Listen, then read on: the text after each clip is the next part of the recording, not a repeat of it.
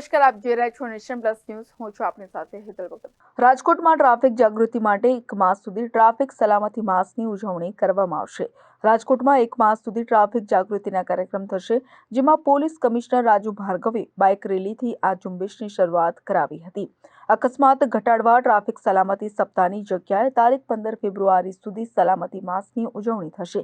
વિવિધ સંસ્થાઓ સાથે મળી અલગ અલગ સ્પર્ધા કાર્યક્રમ યોજાશે, જેનો ટ્રાફિક જાગૃતિ વધારવાનો ઉદ્દેશ્ય છે. આ તકે અધિક police commissioner Vidhi Chaudhary, DCP zone 1 Rajansinh Parmar, DSP zone 2 Sudhir Desai, DCP traffic Pooja Yadav, ACP traffic J B. Gadhvi સહિતના અધિકારીઓ ઉપસ્થિત રહ્યા હતા. પોલીસ કમિશનર રાજુ ભાર્ગવે જણાવ્યું હતું કે 15/2/2024 સુધી ટ્રાફિક સલામતી મહિનાની શરૂઆત થઈ છે, જેના અંતર્ગત બાઇક રેલી યોજાઈ હતી. આ રેલી થકી માસ દરમિયાન ચાલનાર કાર્યક્રમોની શરૂઆત કરી છે.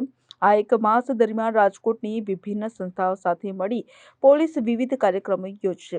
રેસકોર્સ ખાતે રામકથાનું આયોજન છે, તેમાં પણ ટ્રાફિકનો સ્ટોલ મુકાશે.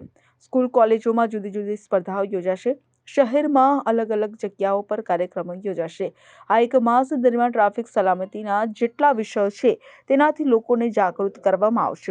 આ કાર્યક્રમનો ધ્યેય છે કે લોકો રોડ પર સલામત રહે અને રોડ અકસ્માતની સંખ્યા ઘટે તથા લોકો ટ્રાફિકના નિયમોનું પાલન કરતા થાય.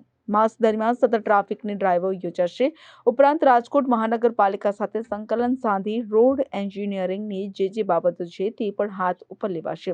આમ શહેરમાં ટ્રાફિકની સમસ્યાનો ઉકેલ લાવી શકાય તે માટે કાર્યવાહી થશે. આજરોજ 1 માસ જેટલું તારીખ 15/2/2024 સુધીના ટ્રાફિક સલામતી મંથ આજે શરૂ થયા છે, જેના અંતર્ગત બાઇક રેલીથી અમે આજ આ કાર્યક્રમનો શરૂઆત કરી છે.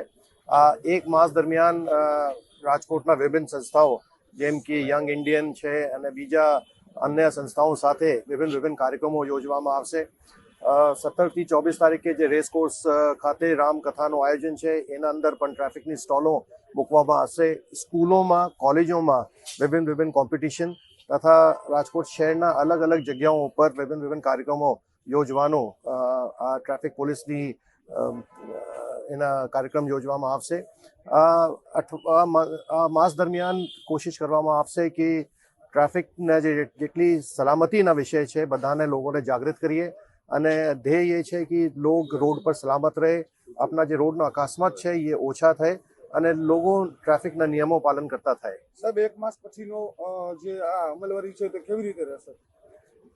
આ ટ્રાફિકની ડ્રાઈવ છે એ સતત ડ્રાઈવ રહેવાની છે, કારણ કે એ માત્ર 1 માસનો જે કાર્યક્રમ છે એ એક જાગૃતિ માટે કાર્યક્રમ છે. એ પછીના જે કાર્યક્રમો છે એ એન્ફોર્સમેન્ટના માટે છે.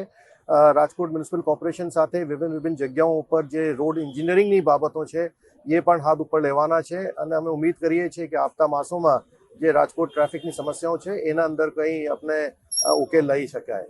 Dhaval Gondaliya, Nation Plus News, Rajkot. સમાચારોના સતત અપડેટ માટે નેશન પ્લસ ન્યૂઝના યુટ્યુબ ચેનલને સબસ્ક્રાઇબ કરો, બેલ આઇકન દબાવો અને ફોલો કરો ઇન્સ્ટાગ્રામ, ફેસબુક અને ટ્વિટર પર.